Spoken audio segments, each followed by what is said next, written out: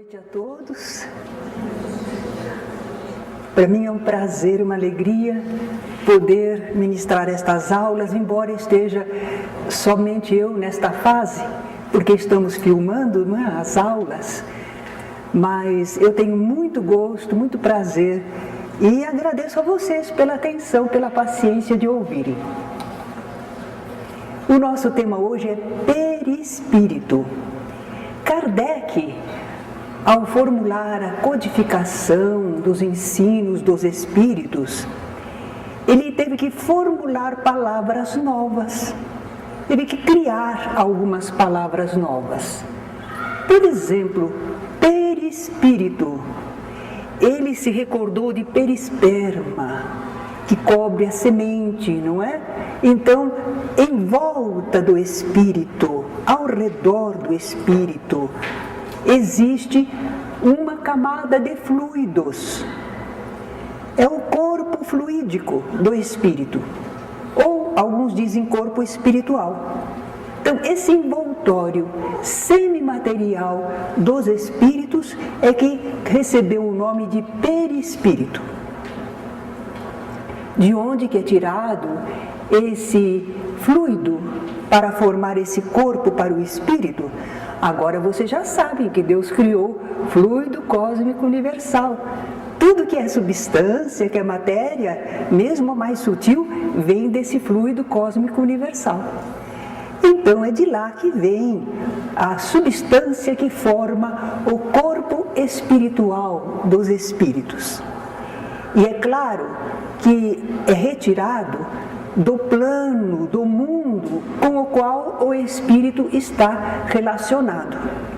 Se o espírito se encarna aqui na Terra, está aqui fazendo a sua evolução, esses fluidos são tirados da atmosfera fluídica do planeta Terra. Se ele fosse de um outro planeta, retiraria dos fluidos que envolvem aquele outro planeta. Mas o nosso é feito da atmosfera fluídica da Terra. Então, a natureza desse perispírito é material, só que é muito mais sutil do que a nossa matéria. Não se compara com ela. Não dá nem para ver, não é? Não podemos ver, não podemos tocar. Então, é muito, muito sutil. É uma matéria quintessenciada, ela é flexível e ela é expansível. E é por isso que quando o espírito pensa, ele consegue plasmar sobre esse corpo espiritual. O nosso corpo físico, nós também transformamos um pouquinho quando queremos, não é? Maquiagem, faz a escova lá com formol que dá dando uns problemas aí, não é? Engordamos, emagrecemos, fazemos malhação, maquiagem, enfim, nós conseguimos transformar um pouco o nosso corpo. Mas o perispírito, ele é muito plasmável sob a ação do espírito. Esse corpo espiritual do espírito, o perispírito, ele tem também uma estrutura. Não podemos nos fixar no corpo físico para dizer que é igualzinho, mas ele tem também uma estrutura, inclusive uma fisiologia, um funcionamento de órgãos. Mas ele não tem inteligência, ele é substância. Ele não é do princípio inteligente, ele é do fluido cósmico universal, é substância, não tem características de inteligência. E ele também não tem autonomia. A matéria não tem autonomia, a gente que faz com ela o que quer. Então, esse corpo do espírito, sozinho ele não age, ele não vive. Só quando o espírito o impulsiona. Nós estamos explicando bastante isso, porque não nos preocupávamos, e houve uma ocasião, um aluno, um participante do curso, que achava que o perispírito era um outro espírito. Então, como é que nós seríamos? Não, nós somos um ser inteligente, um espírito. Nós não nos dividimos. Entretanto, entretanto, nós agregamos a nós os fluidos do ambiente, do planeta onde nós estamos e formamos um corpo fluídico para trabalhar com ele. E se encarnamos, formamos também um corpo de carne, certo? Bem, então não é um outro ser, é apenas um instrumento para o espírito. Quais as funções desse corpo fluídico, do perispírito? Bom, ele liga o espírito à matéria. Neste ou nos outros mundos, sempre os espíritos, através do perispírito deles, se ligam com a matéria daquele mundo. Então, o perispírito liga o espírito à matéria. E serve a matéria de instrumento para trabalhar. O espírito não pode agir diretamente sobre a matéria. Ele age através dessa substância sutil e através dessa substância sutil ele consegue movimentar a matéria mais densa. Mas diretamente ele não conseguiria. É uma natureza diferente, então ele precisa desse intermediário, esse elemento que serve de instrumento para ele, não é? Para ele agir lá no plano fluídico, como aqui no nosso mundo material. O perispírito também ele guarda o registro dos efeitos de toda ação do espírito. Tudo que a gente faz se retrata no perispírito. Se retrata não é imagem. Se retrata quer dizer causa alguma coisa no perispírito. Fica um registro no perispírito. Mal comparando, é como se nós estamos tristes, a nossa cara cai, né? E se a gente está alegre, né? Modifica. Então, isso fica registrado no perispírito. Por isso a gente costuma dizer que ele é sede da memória. Aí alguns dizem, não, a memória é do espírito. É o espírito que sabe, entende, recorda. Mas é como um computador, ele tem um registro lá. Nós às vezes não lembramos tudo que está lá no nosso computador. Mas se a gente quiser, a gente vai lá e compulsa e encontra as coisas. Vê as fotografias que deseja ver, os escritos que a gente deseja reler, não é? Então, o perispírito tem essa função também, ele é um registro de tudo que o espírito vive, pensa, sente, fica registrado. O perispírito permite que os espíritos se identifiquem e se reconheçam uns aos outros no plano espiritual, porque já imaginou, do lado de lá eles não têm corpo físico. Como será que eles se reconhecem? Através do corpo fluídico, do corpo perispiritual. Eles ainda vão ver uma substância que o espírito está animando. Não é uma encarnação, porque aquilo já é natural. O espírito sempre está envolto em fluidos. E também o perispírito é o molde, é a forma do ser corpóreo. Nós, por exemplo, temos esta conformação, claro, porque nós recebemos os genes, a hereditariedade de nossos pais, é verdade. Mas um filho não é igual ao outro. E nós, cada um de nós apresenta certas características muito pessoais. Porque havia um molde, que nós vamos falar da encarnação e a gente vai entender. O perispírito serve de molde para nós agregarmos a matéria, organizarmos a matéria para formarmos o nosso corpo. Se esse molde tiver problemas, e por que ele teria problemas? Ele não é o registro de tudo que o espírito pensa, sente e faz? E se o espírito agiu mal? Esse realizou alguma coisa que é prejudicial para si mesmo? Porque tudo que a gente faz, a gente pode ser que a gente atinja os outros, mas primeiro a nós mesmos, através do perispírito. Aquilo que você faz fica registrado, de bom ou de mal. Então pode ser que às vezes o nosso corpo espiritual tenha algumas zonas com problema, consequências do que já vivemos, fizemos. E a gente então vai agora encarnar. Olha lá, perispírito e encarnação.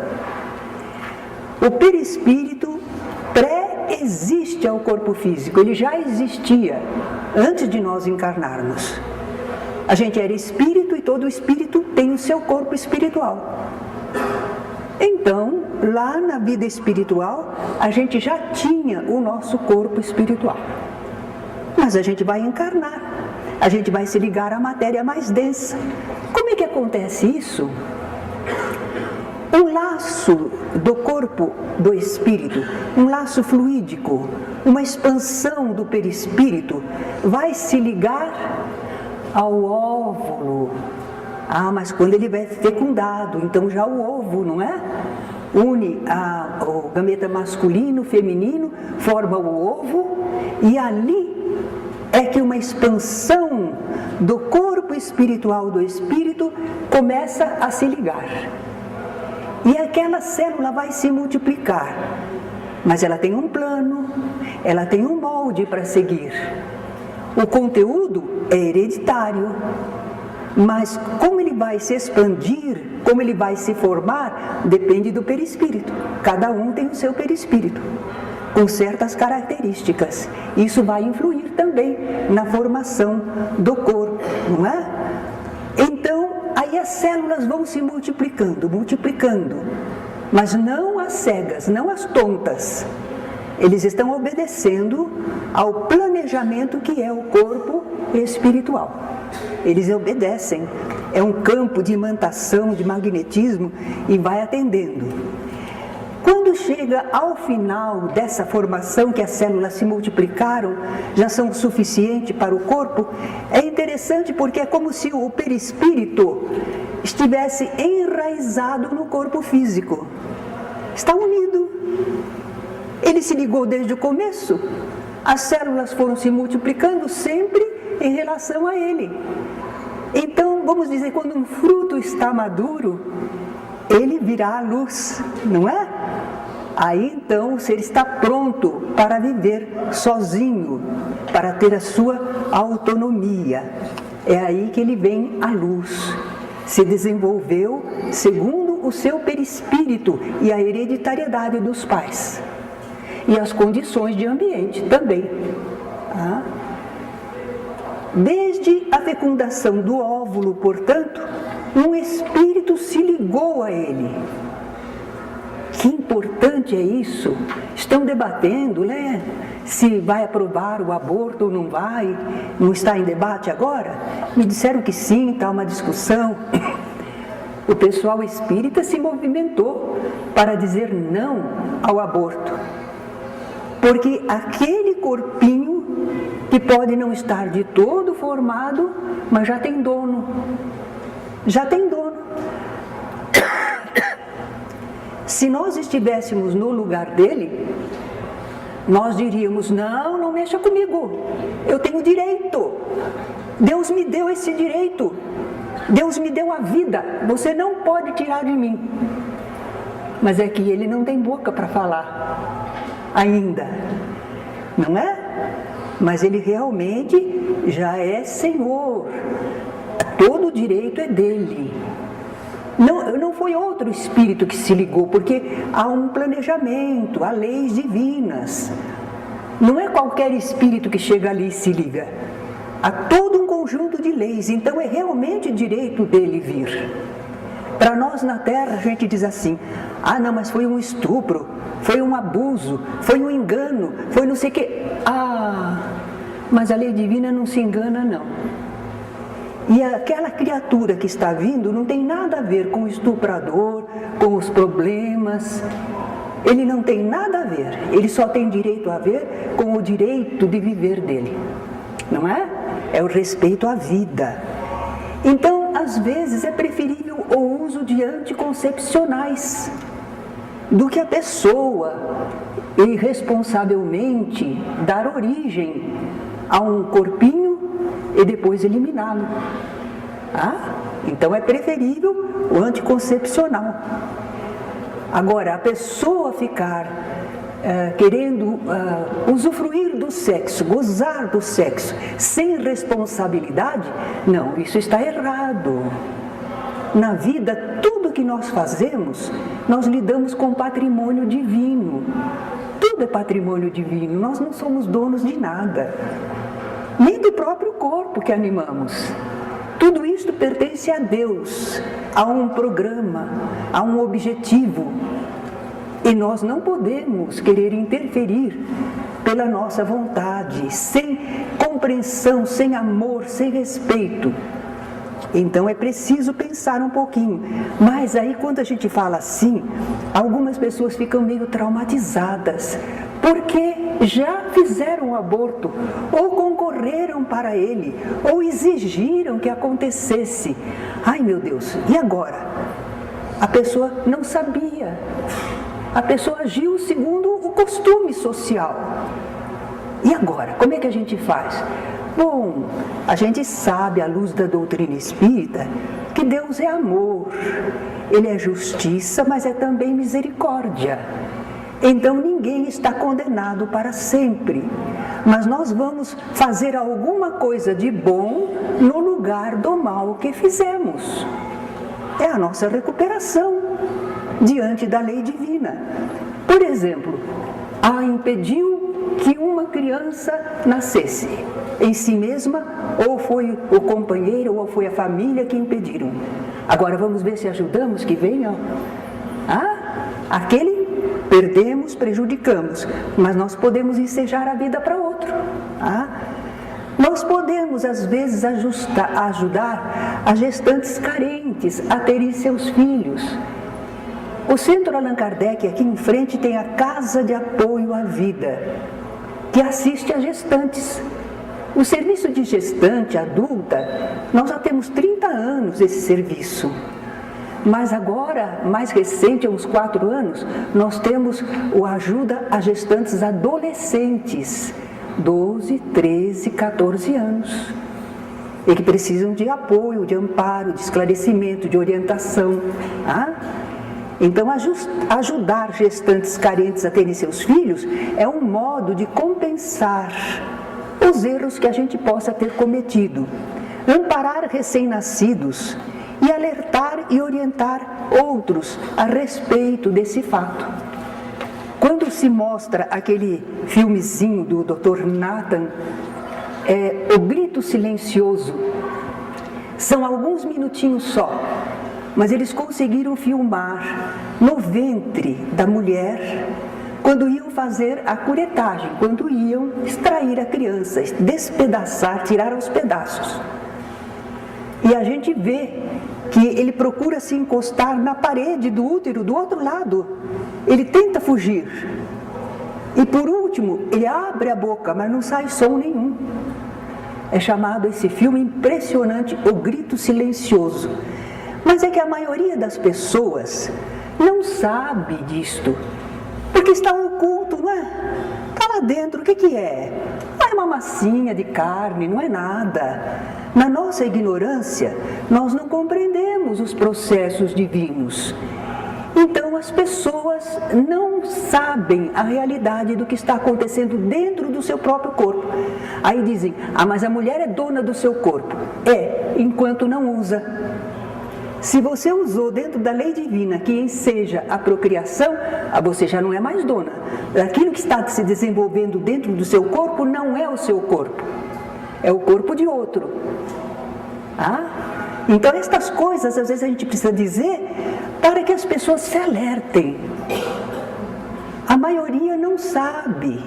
Então, agora com o perispírito a gente está sabendo, hein?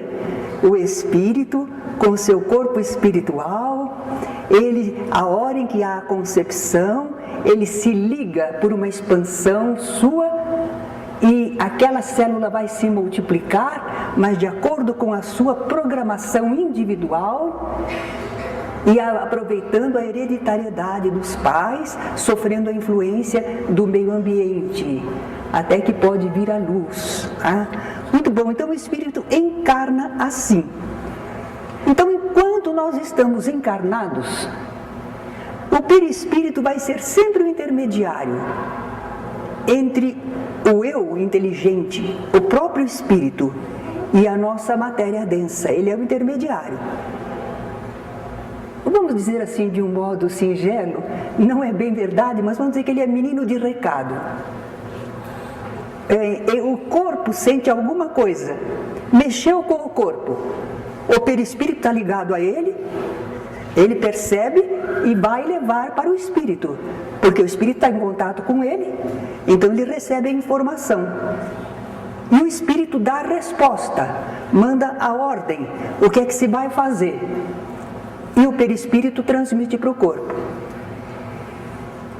Mal comparando, eu gosto de fazer assim, umas coisas simples para ver se a gente entende mais fácil, porque às vezes esses assuntos algumas pessoas acham difícil, né?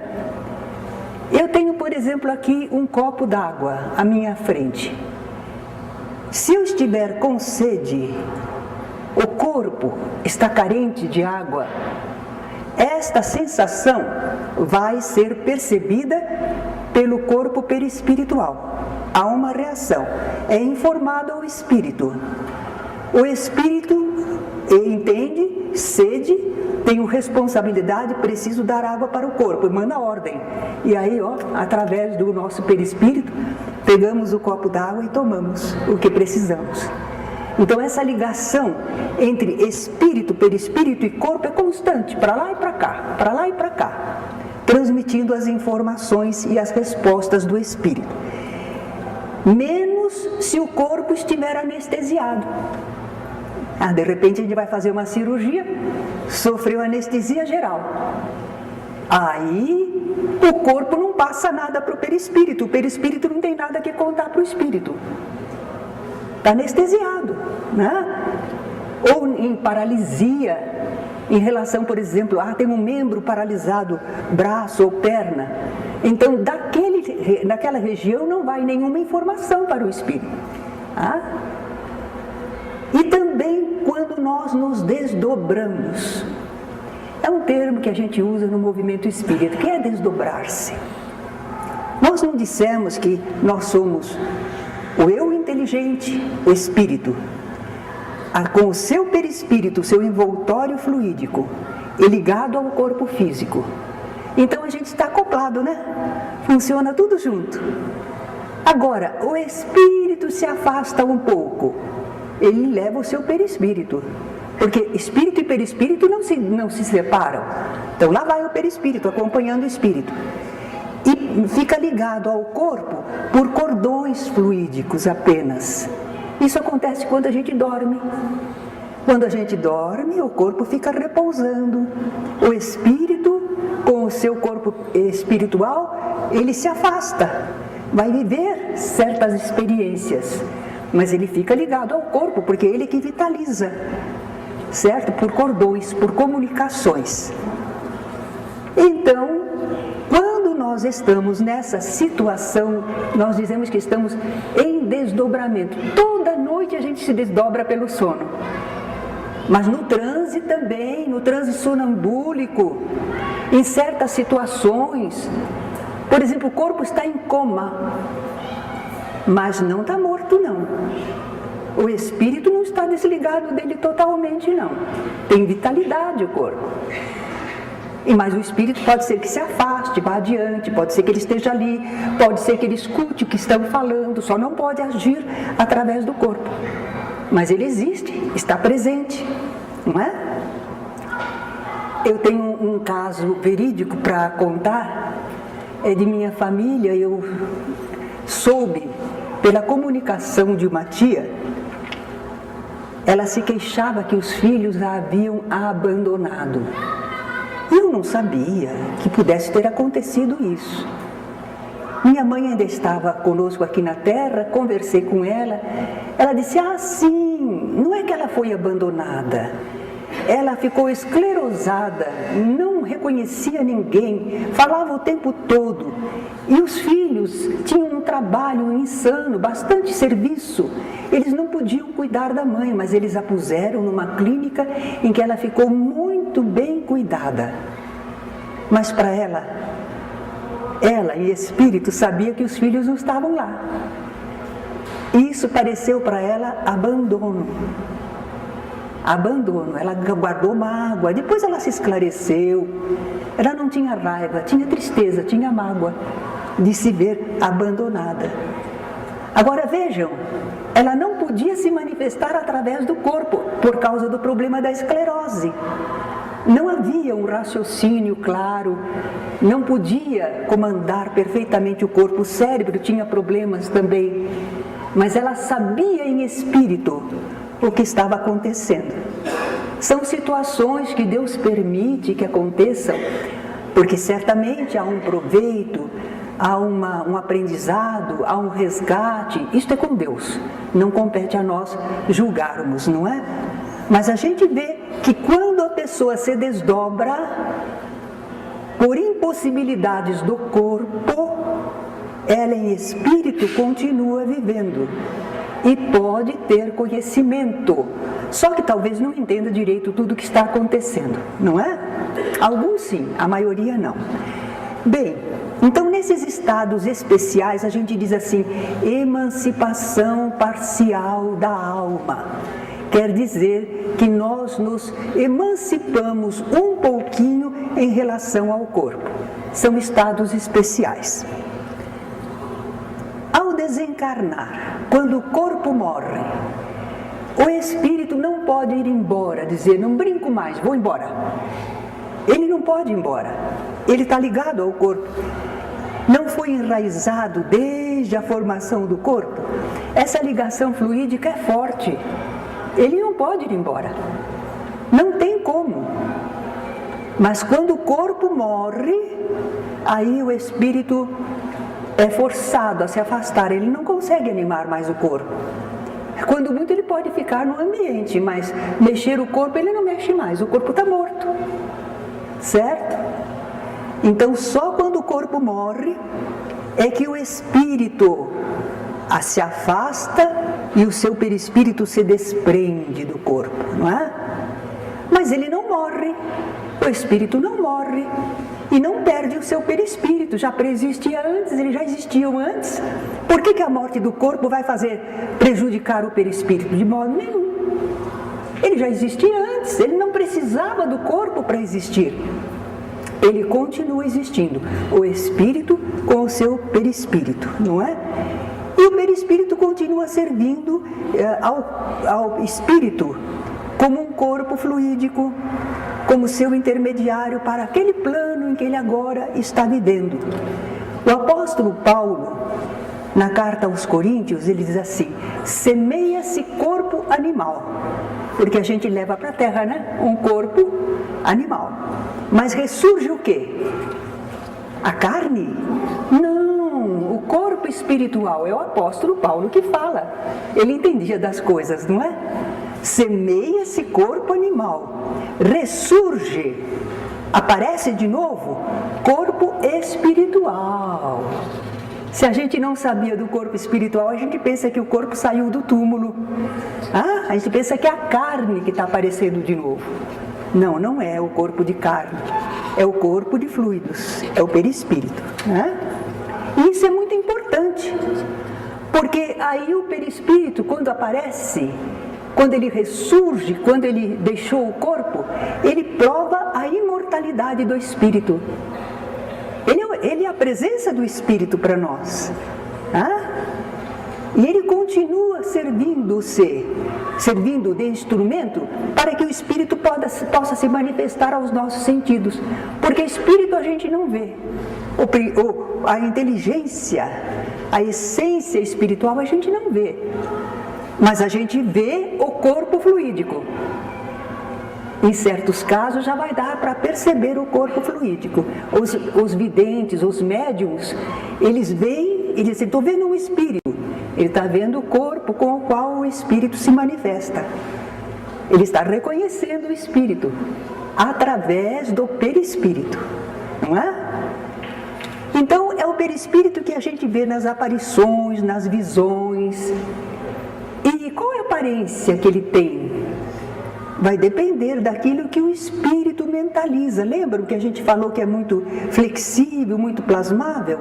Vamos dizer que o espírito se sinta assim, ele desencarnou com 80, 85 anos, estava velhinho, estava fraquinho. Ele mentaliza assim, e ele vai aparecer para nós assim. Mas é interessante que depois, se ele se ajustar bem no plano espiritual, ou se ele é um espírito com certa capacidade, ele não fica mentalizando aquela situação. Ele vibra, ele sente, ele pensa, ele age. Então a gente vai ver e diz assim, mas é ele? Não está parecendo ele não? Está diferente, está moço, hein? É porque ele plasmou o seu perispírito, ele não precisa guardar as aparências de doença, de aleijão, disto, daquilo outro, não precisa. Muitos espíritos se apresentam ainda assim, porque é como eles se sentem, então eles plasmam para o perispírito. Mas quando eles aprendem, eles saem daquela situação. E a gente que dialoga com os espíritos e sabe dessa situação, a gente vai conversando com eles, confortando, falando da bondade de Deus, que Deus não vai nos deixar sofrendo para sempre, e a gente ora junto com ele, e quando a gente justamente fez ele pensar, sentir e agir diferente, de repente ele diz, eu não sou mais aleijado, eu não sou mais aleijado. Ele não era, é que ele guardou a impressão da encarnação, não é? Então nós podemos realmente ter a comprovação de que o espírito geralmente aparenta a forma da última encarnação. Se for alguém que desencarnou criança, às vezes já não está mais como criança. Mas se ele aparecer como homem feito, o pai e a mãe vão dizer, esse é meu filhinho? Esse é o meu neném? De jeito nenhum. Então ele tem que plasmar a forma, mentalizar, para os pais poderem reconhecê-lo, não é? Então a forma do perispírito poderá ser modificada se o espírito quiser e souber como, porque nem todo espírito sabe. De início eles não têm essa condição. Mas a substância do perispírito é muito sutil, é maleável e é plasmável.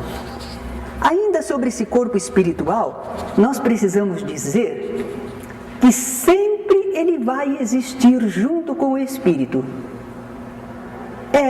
Porque onde o espírito estiver, existem os fluidos.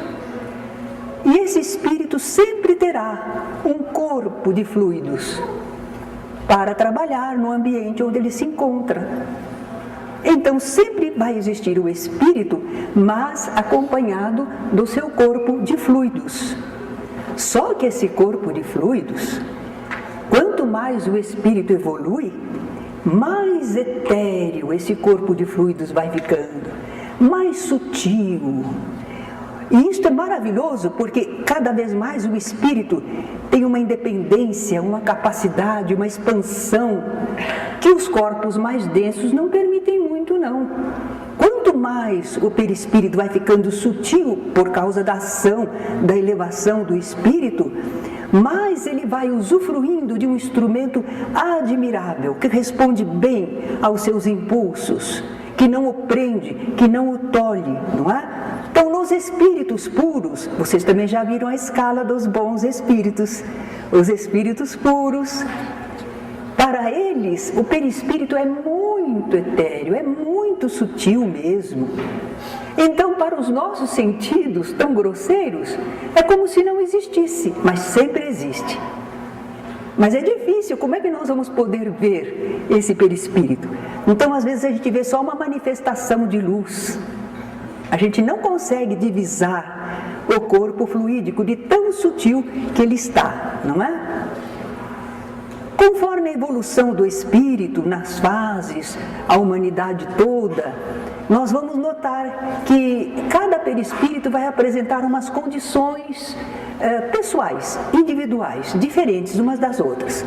Assim como nós todos somos corpos humanos, mas cada um é diferente do outro, externamente e internamente, assim também o perispírito não é igualzinho em todos eles, não. Por exemplo, peso. falar de peso, né, para uma substância tão sutil, mas ele é alguma coisa, ele é uma substância.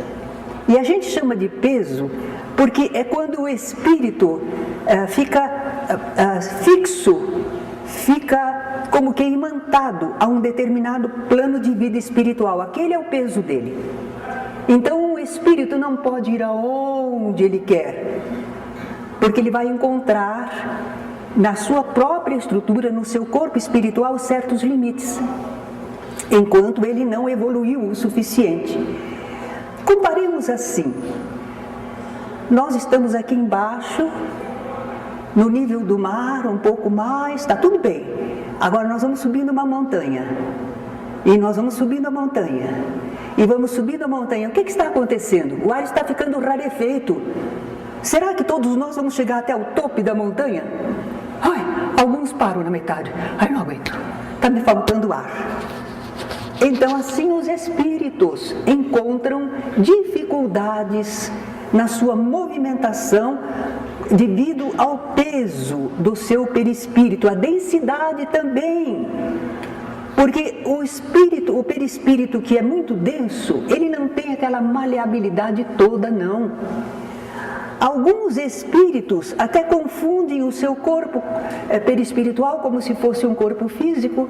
Eles não percebem que desencarnaram, que o corpo de carne morreu, porque eles continuam sentindo um corpo. Ele diz: como morri? Eu estou aqui. A gente diz: é de fato, porque ninguém morre, mas os corpos sim. É como uma veste, o corpo já não está mais aí, mas você tem um corpo espiritual. Por isso você está aqui através de um médium falando, ou os médiums estão vendo você, ouvindo você, não é? Energia. Isso é muito interessante, porque depende da vibração do espírito, da capacidade de vibrar, de pensar, de sentir. Algumas pessoas são assim, água parada, não são? Tem outros que são elétricos, não é? Cada pessoa é diferente, cada espírito tem o seu modo de vibrar. Então há espíritos que têm um grau muito grande, a sua energia, a sua vibração está alta. E sabe o que acontece? Quando ele tem aquela vibração, ele alcança aquele estado de vibração, ele começa a produzir no seu perispírito luminosidade, fica luminoso, e aí a gente chama ele de espírito de luz. Por que ele é espírito de luz? Porque está evoluído a tal ponto, vibra de tal maneira que produz luminosidade. Por isso que a gente diz espírito de luz, não é? Nesse ponto tem uma história muito bonita no livro Voltei, do Frederico Figner, pseudônimo de Irmão Jacó. Ele conta que no mundo espiritual ele foi presidente da Federação Espírita Brasileira, mas do lado de lá ele não tinha luz. O seu perispírito não era luminoso, ele ficou meio acanhado, meio sem graça, porque ele era um homem religioso, ele era um homem de serviço na seara espírita, presidente da Federação Espírita Brasileira, mas não tinha luminosidade no perispírito, não. E ele então continuou lá na vida espiritual, aprendendo, servindo. E aqui na Terra, sabe, os nossos pioneiros tiveram que batalhar muito com outras religiões, porque eram mal vistos, eram perseguidos. Então o Frederico Figner tinha assim uma animosidade com o pessoal da Igreja Católica Apostólica Romana. Ele debatia muito para defender suas ideias, o espiritismo, não é? E quando ele estava do lado de lá, continuando sua vida, certa vez ele viu que vinha um grupo de sacerdotes ao encontro dele. Sacerdotes que também não tinham luz. E aquele grupo vinha. E ele lembrou que ele às vezes fora muito animoso contra os sacerdotes. Ele viu que ele não tinha agido bem. E aquele grupo vinha vindo, parecia que não tinha intenções amigáveis, não. E ele se pôs a pensar e orar. ele pediu a Deus perdão pela atitude ignorante que ele tivera aqui na Terra. É porque ele não compreendia ainda. Mas ele estava vendo aqueles sacerdotes no plano espiritual e ele os via agora como irmãos. Somos todos irmãos. Que eles possam me compreender e perdoar. Ele orou por si e por eles. E aí ele observou uma claridadezinha assim, lilazinha, muito suave. Ele pensou, chegou socorro, veio alguém me socorrer. Mas quando ele olhou do lado atrás, não tinha ninguém. Aí ele percebeu que era dele mesmo que estava se irradiando a luminosidade. O tipo de vibração, o amor, o desejo do bem produziu a luminosidade, enfim, não é? É um episódio muito bonito. A contextura do perispírito não é idêntica para todos os espíritos. Mesmo que sejam do mesmo mundo, por exemplo, nós aqui na Terra, os nossos perispíritos não são absolutamente iguaizinhos. Basicamente a mesma natureza, mas não é igualzinho não. Assim como não tem duas impressões digitais iguais, nós não somos idênticos em tudo, um com o outro. Assim também o nosso perispírito não é igualzinho não. Por quê? Porque a Terra tem um envoltório e uma camada fluídica que a envolve. Mas essa camada fluídica, ela não é igual em todo ponto. Ela tem fluidos mais sutis, fluidos mais densos. Ela é variada. E o espírito, quando ele vai formar seu perispírito, ele atrai fluidos para si. Quais fluidos ele vai atrair? Os fluidos com os quais ele tiver sintonia, que houver correspondência. Assim como a gente, quando vai a uma loja, a gente não compra tudo o que quer, a gente compra o que pode. Então o espírito só atrai para si aqueles fluidos com os quais ele se identifica. Existem outros talvez melhores, mas ele não tem poder aquisitivo, ele não tem condições para atrair. Então ele forma o seu perispírito, alguns com os fluidos mais densos, outros com os fluidos mais sutis, segundo suas possibilidades. Espíritos inferiores de pouca evolução, eles têm um perispírito mais grosseiro, de fluidos mais resistentes. E é por isso que esses espíritos não conseguem se afastar muito do planeta Terra, por exemplo. Eles ficam presos nessa camada fluídica. Eles não vão longe, não.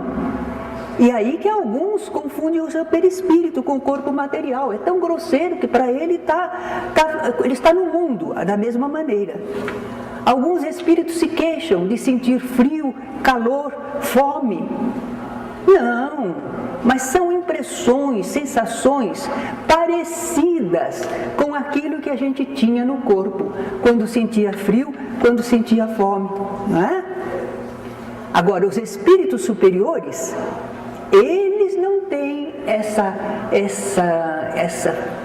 o preso dos movimentos, eles vão aonde eles quiserem, porque o perispírito deles é sutil. É formado da camada fluídica mais pura do nosso ambiente. Então não prende eles. Eles podem se deslocar a outros mundos. Agora, para ir a um outro mundo, chegar lá, introduzir-se no ambiente, ele vai ter que fazer uma mutação nos fluidos do seu perispírito. Sai da Terra, vai para um outro planeta, no campo fluídico daquele planeta, ele tem que mudar o seu perispírito. Vocês vão dizer, mas como? Que coisa esquisita. É automático. Como é que nós podemos, um morador da Terra, descer na Lua? Pode? Só todo revestido, com a ligação de oxigênio. É outra situação, o corpo dele não é preparado para isso. Então, quando um espírito vai passar para outro planeta, há uma rápida adaptação fluídica.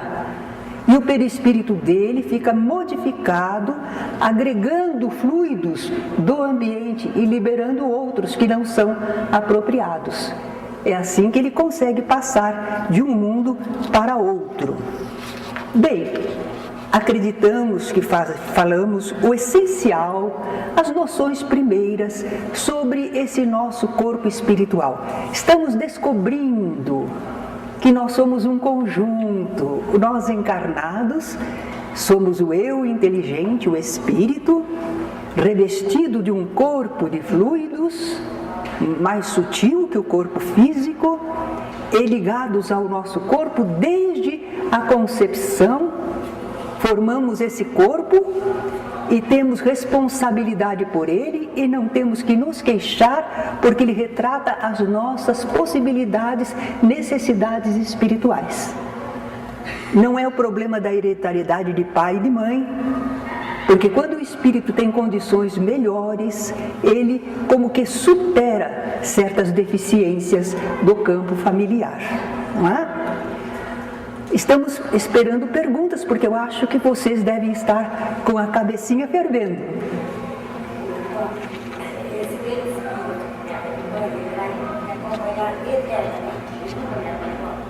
Quem? O perispírito não é um ser. Lembra? Ele não é um ser, ele é uma veste. Essa veste fluídica, onde você for, você tem um revestimento fluídico, mas ele pode sofrer mutações. Ele é uma substância que não é como a do corpo, nasce, cresce e morre, não é isso. Ele é só um revestimento fluídico que você atrai a você e mantém. Você mantém esse corpo. Então você sempre terá um revestimento fluídico. Se ele foi sofrendo transformações pelo seu pensar, pelo seu agir, mas é sempre o seu corpo de fluidos. Quando você age para o bem, na próxima aula nós vamos falar a ação dos espíritos sobre os fluidos.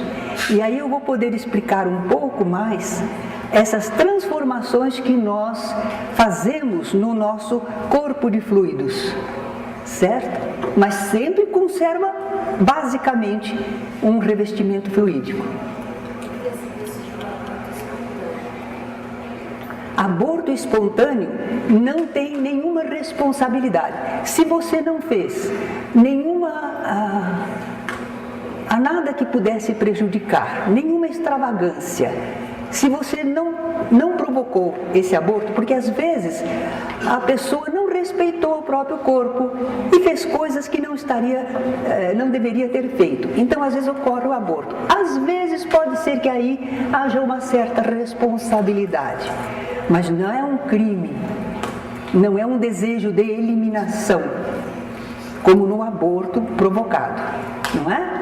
Existe alguma responsabilidade se você de alguma forma deu causa, mas quando é por problemas de formação, às vezes o espírito não conseguiu moldar direitinho, não está satisfatório, às vezes ele recua, deixa terminar a natureza, problemas orgânicos, existe o aborto e o espírito continua vivendo e pode voltar a formar um novo corpo através da mesma pessoa, da mesma mulher.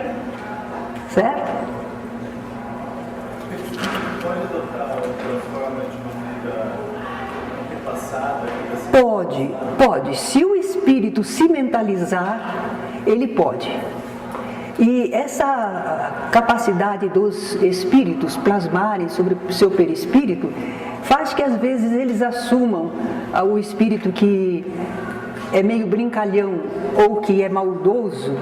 Ele faz do seu perispírito uma aparência assustadora, amedrontadora, e a pessoa vê e fica apavorada.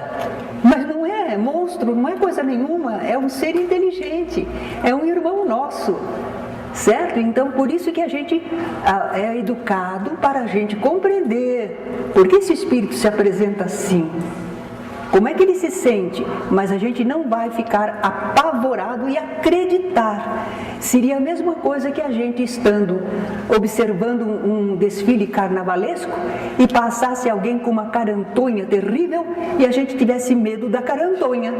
A gente sabe que é uma máscara. Assim também a gente sabe que espíritos apresentam aparências tristes, ou porque eles estão desequilibrados, ou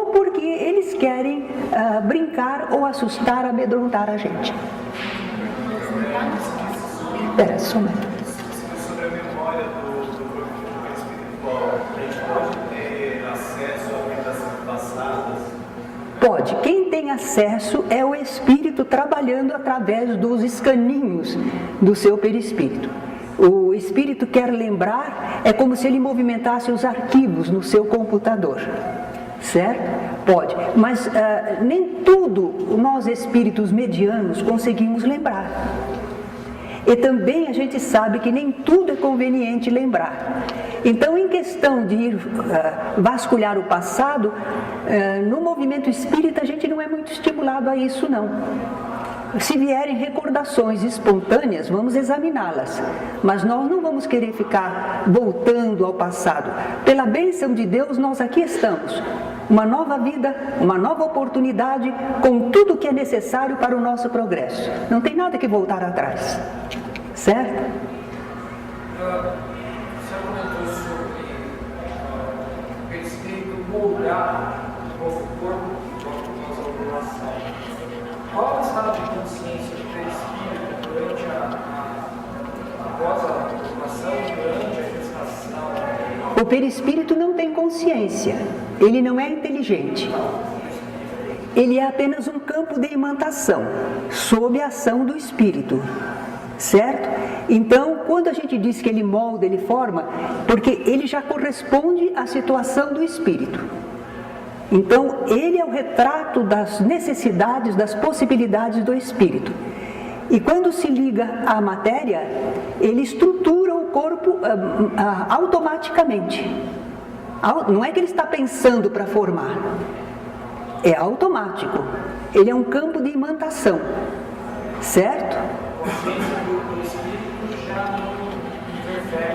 Geralmente, quando o espírito se liga para a reencarnação, ele vai perdendo a consciência. E ele vai recobrá-la quando o corpo vem à luz e começa o funcionamento do cérebro, ele pode agir através. Agora, entretanto, João Batista, quando ele estava no ventre de sua mãe, isso está registrado na Bíblia, a Maria, que estava também grávida de Jesus, vai visitar sua prima Isabel. Isabel está grávida, vai ser João o Batista. E quando ela se aproxima, a criança salta no ventre de Isabel e a Isabel é inspirada por ele, ela capta o pensamento dele e faz uma saudação. Como se me dá que venha me visitar a mãe do meu Senhor, certo? Então esse fato mostra para nós que alguns espíritos, apesar de estarem na fase de formação do corpo, que costuma perder a consciência, no caso de João Batista, ele tinha certas condições melhores, certo? Às vezes o reencarnante se afasta daquele corpo, porque está ainda em formação, como nós quando dormimos, ele se afasta um tanto e às vezes tem vivências, tem encontros, é visto espiritualmente, mas não é a regra geral. O geral é que o espírito entra num certo adormecimento nessa fase. Quem é que está ali? Tem uma pessoa. Lá atrás, um momentinho só. Quem é que está atrás, que está procurando? Aqui? Lá?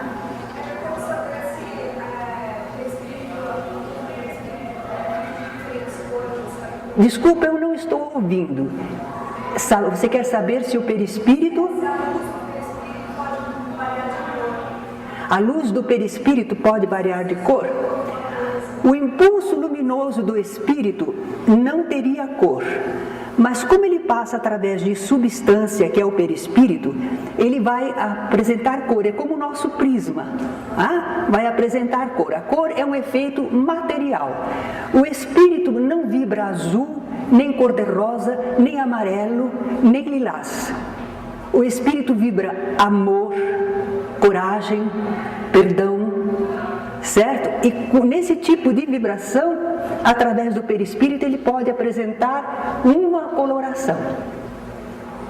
É um efeito já na substância. Agora, ali, um minutinho, diga.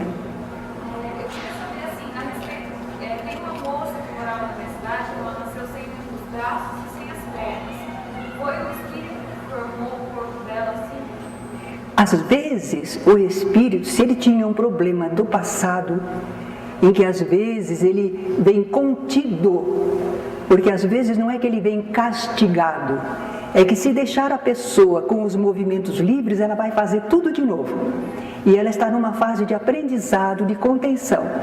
Então, às vezes a pessoa nasce limitada num aspecto, mas no outro a inteligência está ali, aprendendo, vendo, sentindo, certo?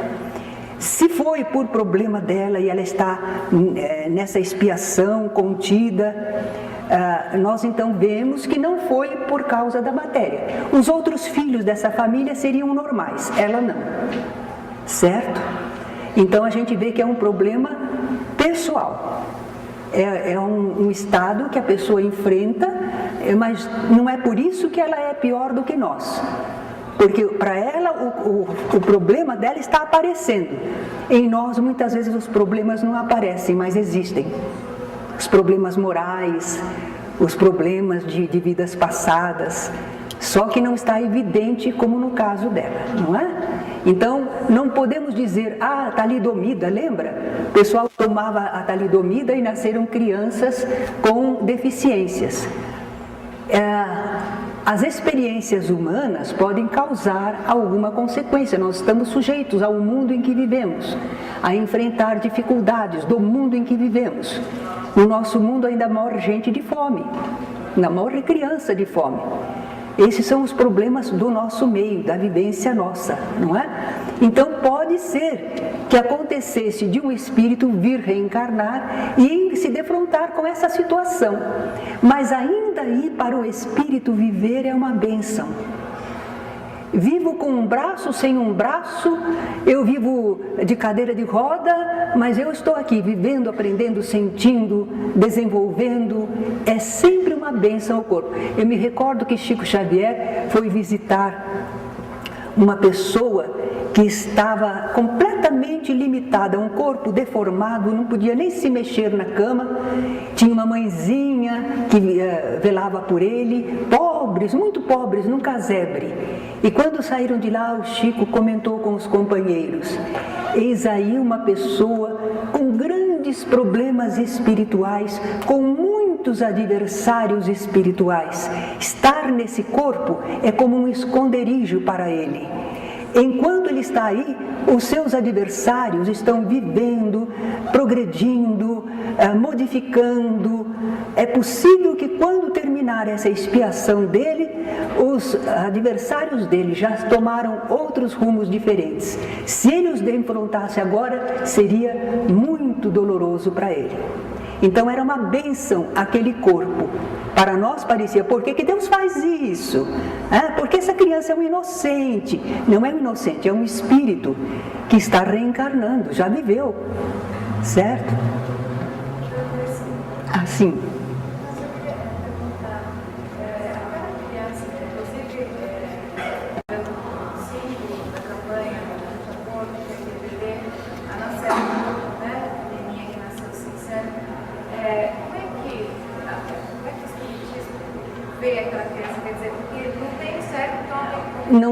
Não tem o cérebro perfeito, mas tem sempre, quando consegue formar o corpo e vir, há uma parte, a doutora Marlene Nobre, ela é médica e ela escreveu um artigo explicando que o cérebro tem uma parte formada assim, senão não seria possível formar o corpo. Tem uma parte que corresponde, não vai dar condições de vitalidade a longo prazo, mas tem vida sim. E porque nós não sabemos por que aquele espírito enfrentou um corpo com essa dificuldade. E para nós diremos, vai dar trabalho, a mulher fica lá 9 meses e não vai adiantar nada, porque não... Quem sabe quando uma criança morre, que às vezes horas depois desencarna? Quer dizer que agora, porque a humanidade está avançando em detectar antes do nascimento alguma situação do corpo, nós estamos dizendo, esse corpo não serve, acaba com ele. Não! Se aconteceu de haver situações dolorosas, Deus sabe mais e melhor do que nós. Há um propósito aí.